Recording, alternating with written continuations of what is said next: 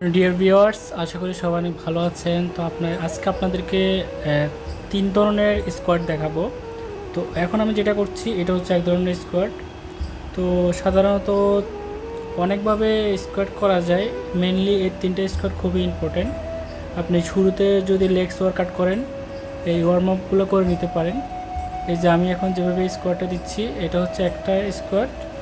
এই যে দেন হচ্ছে যে আরেকটা স্কোয়াড, পাটা একটু পাক করে এই যে এইভাবে দিবেন, ঠিক আছে? এইভাবেও দিবেন। তারপর হচ্ছে যে আপনি যখন এটা করবেন আপনার লেগস কিন্তু খুবই স্ট্রং হবে, লেগসের ওয়ার্ম আপও হয়ে যাবে।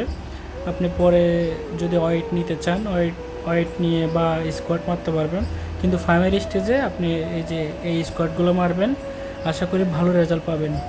তো এটা আপনি জিমে করতে হবে এমন কোনো কথা নেই, আপনি বাসায় করতে পারেন। এই যে এটা হচ্ছে আরেকটা স্কোয়াট। এটা হচ্ছে যে অনেকটা কষ্ট, খুবই কষ্ট। তো যারা রেগুলার করেন আশা করি এটা আয়ত্তে চলে আসবে, সমস্যা হবে না। তো রেগুলার কেউ যদি বাসায় এটা করেন আপনার লেগসের জন্য খুবই ইফেক্টিভ হবে, লেগস ভালো কাজ করবে, লেগস ভালো গ্রো করবে।